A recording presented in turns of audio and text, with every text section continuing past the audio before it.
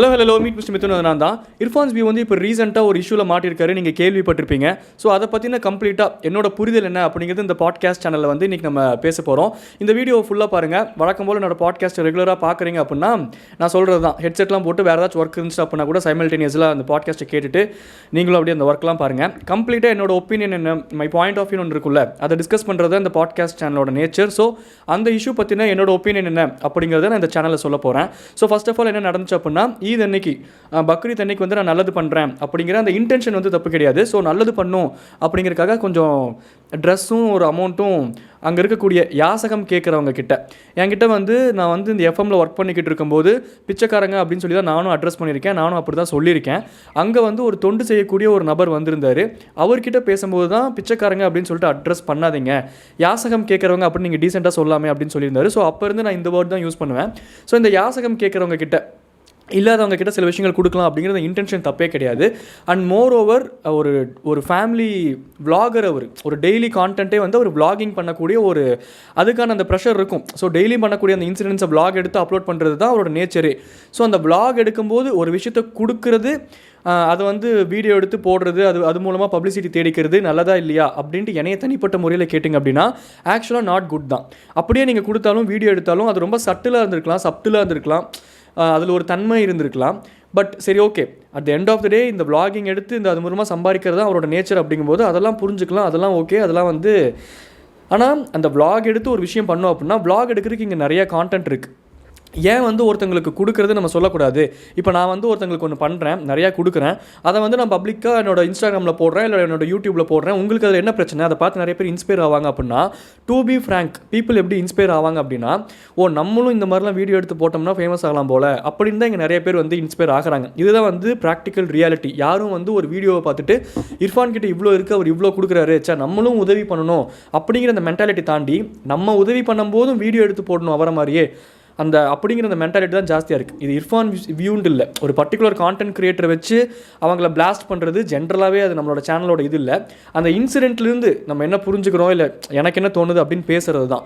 So அதனால் அந்த இன்சிடென்ட்டில் அவர் involve ஆகிருக்கிறனால அவர் பேர் சொல்ல வேண்டியதாக இருக்குது. ஸோ அதனால தான் சொல்கிறேனே தவிர்த்து ஒரு பர்டிகுலர் யூடியூபர் மேலே வன்மத்தை கக்கணும் அப்படிங்கிறதுலாம் மற்ற சேனல்ஸ் நிறைய பண்ணலாம். பட் நம்ம சேனலில் அந்த ஃப்ளோவில் அது அந்த ஒரு கான்டென்ட் இங்கே இல்லை. ஸோ எனக்கு என்ன தோணுச்சு அப்படின்னா, யாசகம் கேட்குறவங்களுக்கு இவர் நல்லது பண்ணும் அப்படின்னு சொல்லிட்டு இந்த ட்ரெஸ்ஸும் ஒரு அமௌண்ட் 100 கொடுக்கறதுக்காக போயிருக்காரு. ஒரு இடத்துக்கு நம்ம ஒரு விஷயம் பண்ண போகிறோன்னா அதுக்கு பின்னாடி இருக்கக்கூடிய இன்டென்ஷன் என்ன அப்படிங்கிறது ரொம்ப முக்கியம். நான் ஒரு டெய்லி விளாகர், நான் அதனால் விளாக் எடுத்தேன் அப்படின்னு கூட ஒரு கட்டத்தில் ஜஸ்டிஃபை பண்ணலாம். சரி, ஓகே, அது கூட ஜஸ்டிஃபை பண்ணும்போது 50-50 சரி அக்செப்டபிள், அப்படி பண்ணுறாரு அப்படின்னு நம்ம சொல்லிடலாம். ஆனால் இப்போது நம்ம ஒன்று கொடுக்குறோம், அதை வீடியோ எடுத்து போடுறோம், இல்லை அதை பப்ளிசிட்டிக்காக அதை ஸ்டேட்டஸ் வைக்கிறோம், இல்லை இன்ஸ்டாவில் போடுறோம், இந்த மாதிரி யூடியூப்பில் போடுறோம். நம்மக்கிட்ட ஒரு டீசென்ட் அமௌண்ட் ஆஃப் ஃபாலோவர்ஸ் இருக்காங்க, நம்மக்கிட்ட ஒரு டீசென்ட் அமௌண்ட் ஆஃப் ரீச் இருக்குது. ஃபஸ்ட்டு அதுக்கு பின்னாடி இருக்க இன்டென்ஷன் என்ன அப்படின்னா, ஒருத்தவங்களுக்கு கொடுக்கணும் அப்படிங்கிற இன்டென்ஷனை தாண்டி நான் வெளியே வந்து நல்லவனாக போற்றி ஆகணும், நான் நல்லவன் தான், நான் இந்த மாதிரிலாம் கொடுப்பேன், என்னை பார்த்தீங்களா அப்படிங்கிற அந்த ஒரு இது இருக்குல்ல, இது பேசிக் ஹியூமனோட திங்கு தான். இந்த ஹியூமனிட்டியில் சொல்லுவாங்கள்ல, இப்போ கடவுள்னா என்ன, ஜென்ரலாக வந்து நமக்குள்ளே இருக்கக்கூடிய சில விஷயங்களை நம்ம ஃபைட் பண்ணி அதை சில நெகட்டிவ் எமோஷன்ஸை, நெகட்டிவ் தாட்ஸை சப்ரஸ் பண்ணி நம்ம எப்படி நம்மளோட பெட்டர் வெர்ஷனாக மாறுறது தான் எண்ட் ஆஃப் தி டே வந்து அது அந்த கான்செப்ட்குள்ளெல்லாம் போகும்ல, கடவுளுங்கிற கான்செப்ட்குள்ளெல்லாம் போகும்ல. அந்த மாதிரி இந்த ஒரு விஷயமும் வந்து பேசிக் ஹியூமன்ஸ்குள்ளே இருக்கிறது தான். நான் நல்லவன் தான் அப்படின்னு மற்றவங்க கிட்ட ப்ரூவ் பண்ணுறது நம்மளுக்கு பாதி வாழ்க்கை போயிடுது. நான் இப்படி தான் அப்படின்னு நம்ம மற்றவங்களோட ஒப்பீனியன் நம்ம ரொம்ப ரொம்ப கன்சிடர் பண்ணுவோம். இது ரொம்ப நேச்சர், ஹியூமனோட நேச்சர். ஸோ அதுதான் மெயின் ரீசன், அதுதான் ஆக்சுவலாக உண்மை. அதை தாண்டி விளாக் எடுத்து போடுறதுனால ஒரு வியூஸ் வருது, அந்த வியூஸ் மூலமாக ஒரு அமௌண்ட் வருது, அதை நம்ம தான் ஜென்ரேட் பண்ணுறோம். ஸோ நம்ம கொடுக்கும்போது அது எப்படி கொடுக்கணும்னு ஒன்று இருக்குது. ஒரு பியூர் இன்டென்ஷன், ஒரு நல்ல இன்டென்ஷன் இருக்கவங்க அது ரொம்ப தன்மையாக, ரொம்ப சப்டிலாக அதை ஹேண்டில் பண்ணியிருப்பாங்க. அவங்களோட ஷூஸ்லேருந்து எம்பத்தி அப்படின்னு ஒரு வேர்டு இருக்குது, ஆப்போசிட்டில் இருக்கவங்க ஷூஸ்லேருந்து யோசிச்சு பார்க்குறது பேர் தான் எம்பத்தி. ஸோ அவங்களோட ஷூஸ்லேருந்து அதை யோசிச்சு பார்த்து அவங்களுக்கு அது எப்படி இருக்கும் அப்படின்னு நம்ம யோசிச்சிருக்கணும்ல. இப்போது அவர் ஒரு காஸ்ட்லியான காரில் போகிறாரு, அந்த காஸ்ட்லியான கார் நான் இவ்வளோ தூரம் கஷ்டப்பட்டு உழைச்சி கார் வாங்கியிருக்கேன், அந்த காரை தொடுறாங்க, பக்கத்துலலாம் வராங்க, அதை அழுக்காக்குறாங்க, இல்லை கையெல்லாம் திடீர்னு உள்ளே விடுறாங்க அப்படிங்கிற மாதிரி அதுதான் இவருக்கு வந்து ப்ரியாரிட்டைஸ்டாக பட்டிருக்கே தவிர்த்து அந்த இடத்துல அந்த ஃபுட்டு அந்த இதெல்லாம் கொடுக்கும்போது இந்த கையெல்லாம் உள்ளே விடணுன்னே அவங்க ஒய்ஃபோட ரியாக்ஷன்ஸுமே கொஞ்சம் அந்த இடத்துல அப்போதைக்கு கொஞ்சம் ஆக்வர்டாக இருந்துச்சு. இவருமே கொஞ்சம் ஹார்ஷாக பிஹேவ் பண்ணி, ஏமா இப்படிலாம் கேவலமாக பிஹேவ் பண்ணுற அப்படிங்கிற மாதிரி சில வார்த்தைகள்லாம் விட்டார். ஸோ அதுதான் ஆக்சுவலாக அந்த இஷ்யூவே. பட் அவங்களோட ஷூஸ்லேருந்து கொஞ்சமாச்சு இவர் யோசிச்சு பார்த்துருக்கணும். ஒன்று இவர் என்ன பண்ணியிருக்கலாம், இந்த மாதிரி நான் கொடுக்க போகிறேன், என்னை பார்த்தா இல்லை இந்த மாதிரி கையெல்லாம் விடுவாங்க, டக்கு டக்குன்னு இந்த மாதிரிலாம் அது பண்ணுவாங்க இது பண்ணுவாங்க அப்படிங்கிற ஆல்ரெடி ப்ரீ பிளானிங் இருந்துச்சு அப்படின்னா அதுக்கு தகுந்த மாதிரி யாராச்சும் 2 பேர்த்த கூட்டு போயிருக்கலாம்.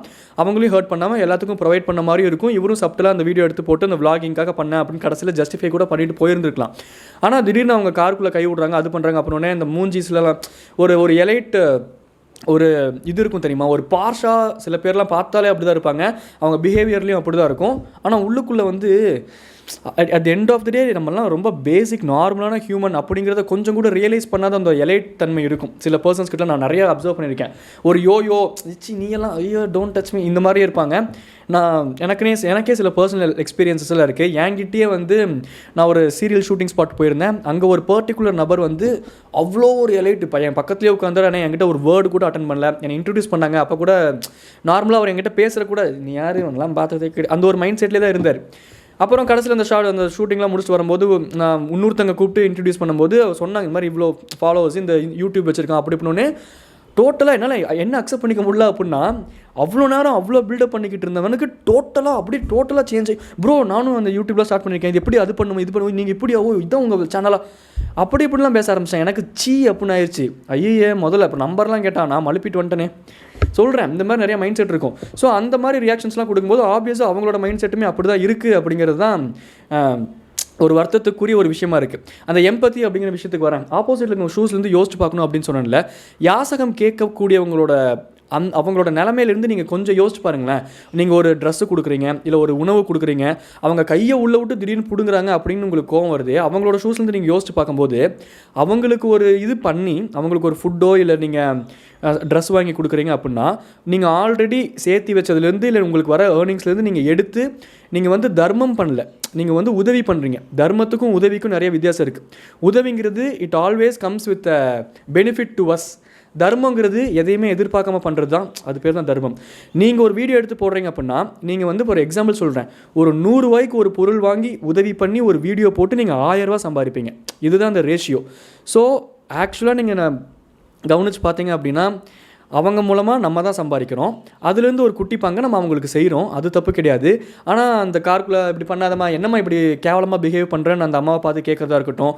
அவங்க ஷூஸ்லேருந்து நீங்கள் ஒரு செகண்ட் யோசிச்சு பார்த்துருக்கலாம். உங்களுக்கு டெய்லியும் ஃபுட்டு கிடைக்குது, நீங்கள் ஆர்டர் போட்டால் ஃபுட்டு உங்கள் வீட்டுக்கே வருது, உங்ககிட்ட பார்ஷான கார் இருக்குது, டீசெண்டான ஃபேமிலி இருக்காங்க, you are equipped with basic needs. அதையும் தாண்டியே யூ ஆர் எக்யூப்டு வித்.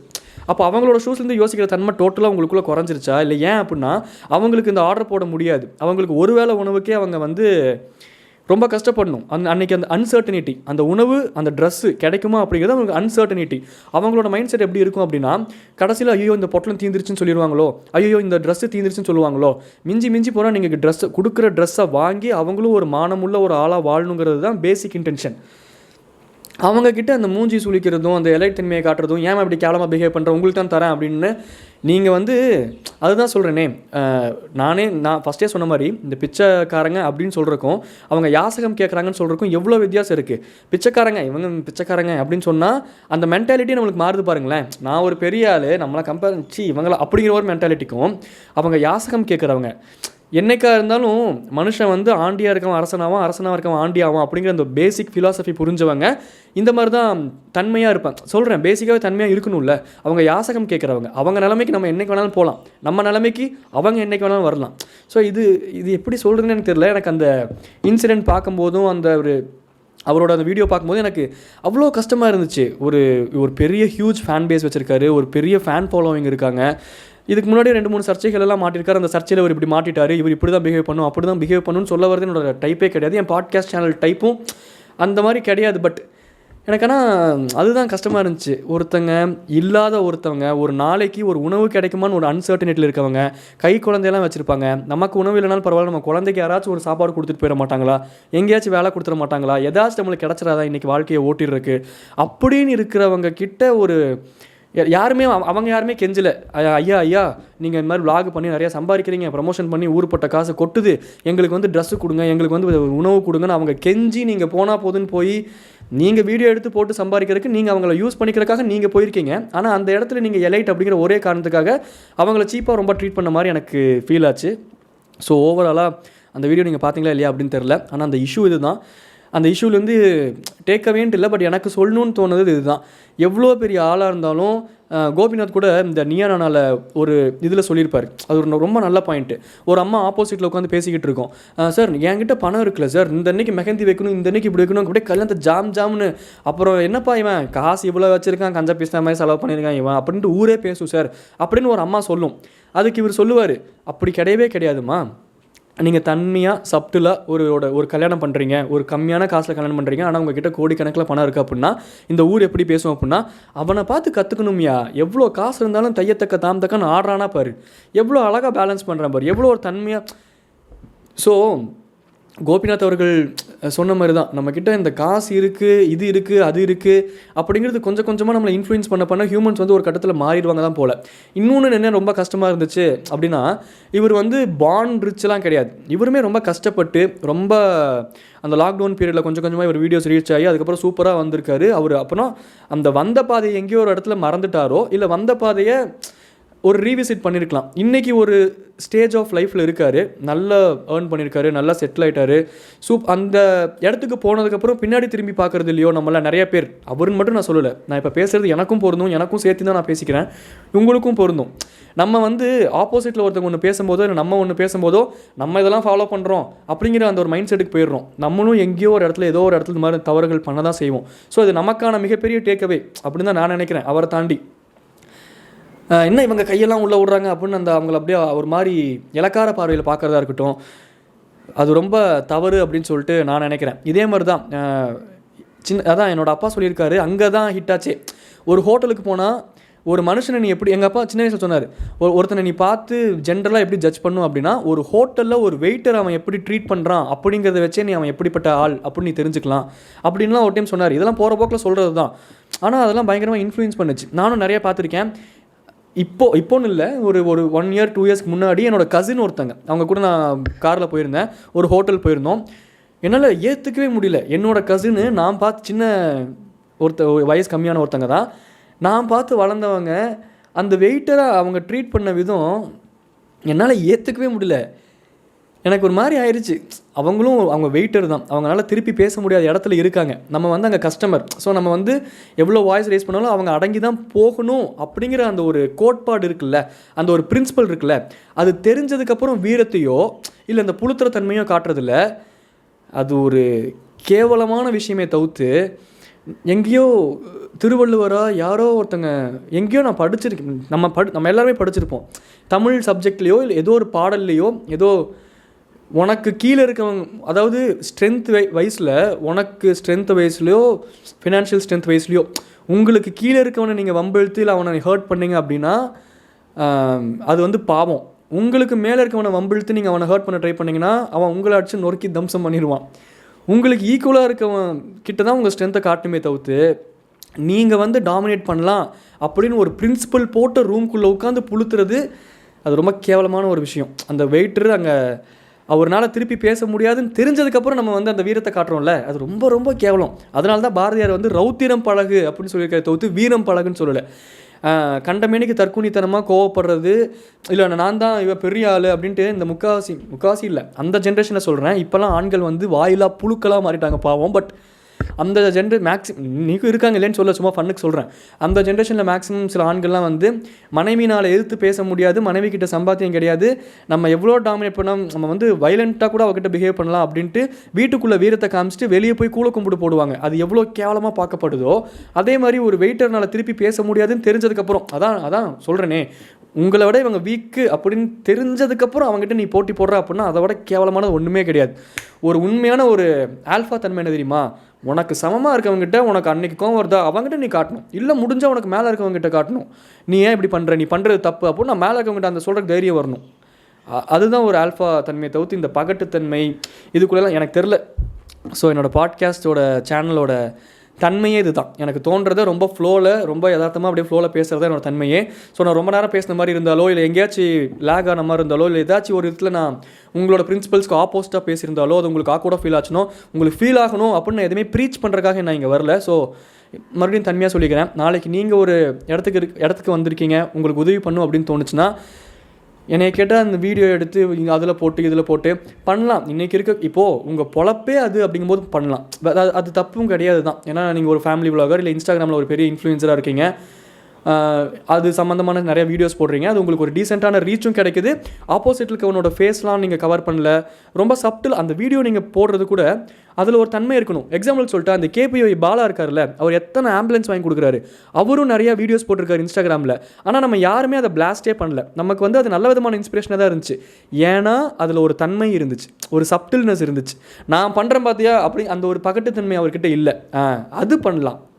ஆனால் நான் இன்றைக்கி போய் ஹெல்ப் பண்ண போகிறேன் அப்படின்னு சொல்லிட்டு அலாரம் ஃபிக்ஸ் பண்ணிவிட்டு நாளைக்கு ரிமைண்டர் செட் பண்ணிவிட்டு பெல் அடிச்சுக்கோங்க, சப்ஸ்கிரைப் பண்ணிக்கோங்கன்ட்டு எல்லாத்தையும் ப்ரிப்பேர்டாக பண்ணிவிட்டு அவங்கக்கிட்ட போய் அவங்க மூலமாக அவங்க கான்டென்ட் உருவாக்கி நம்ம சம்பாதிக்கிறதுக்கு அவங்கள நம்ம இலக்காரமாக பண்ணுறது ஏற்றுக்கவே முடியாத ஒரு விஷயமாக தான் எனக்கு படுது. அண்ட் ரெண்டாவது, வாழ்க்கையில் எங்கேயோ அடி வாங்கி ஏதோ ஒரு சாப்பாடுக்கு கூட கஷ்டப்படுற நிலமையில இன்றைக்கி ஒருத்தன் இருக்கான். அவனை வீடியோலெல்லாம் காட்டுறோம், ஃபோட்டோலெல்லாம் காட்டுறோம், நம்மளை லட்சக்கணக்கான பேர் ஃபாலோ பண்ணுறாங்க, நம்ம லட்சக்கணக்கான பேர் கண்ணிலையும் அவன் படுறான்.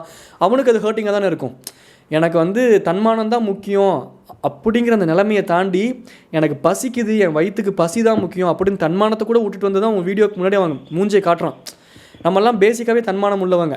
நீ வீடியோ எடுத்து தான் உதவி பண்ணணும்னு தேவையில்லை, கிளம்பிட்டே அப்படின்னு சொல்கிறக்கு எனக்கு தைரியம் இருக்குது. ஏன்னா அடுத்த நாள் எனக்கு சாப்பாடு இருக்குங்கிற நம்பிக்கை இருக்கிறனால எனக்கு அந்த தைரியம் இருக்குது, அந்த தன்மானம் இருக்குது. அவன்லாம் வாழ்க்கையில் எவ்வளோ அடிபட்டிருந்தா, எவ்வளோ கஷ்டப்பட்டிருந்தா, அந்த தன்மானத்தை கூட விட்டு கொடுத்துட்டு சாப்பாடுக்காக இறங்கி வரக்கூடிய அவ்வளோ ஒரு கஷ்டப்பட்டவங்க அவங்கள வச்சு பப்ளிசிட்டி தேடுறது நாட் குட், நாட் ஃபேர் அப்படின்னு எனக்கு தோணுது. உங்களோட கருத்து என்ன அப்படிங்கிறத கீழே கமெண்ட்டில் சொல்லுங்கள். டாடா பை பை சொல்லிட்டு கிளம்புது. நான் உங்கள் மிஸ்டர் மித்துன்ஸ் பாட்காஸ்ட் சேனலை சப்ஸ்கிரைப் பண்ணிக்கோங்க. நீ ரெகுலராக கொஞ்சம் வீடியோஸ் வரும். டாடா பை பை, டாட்டா வரட்டா, பை.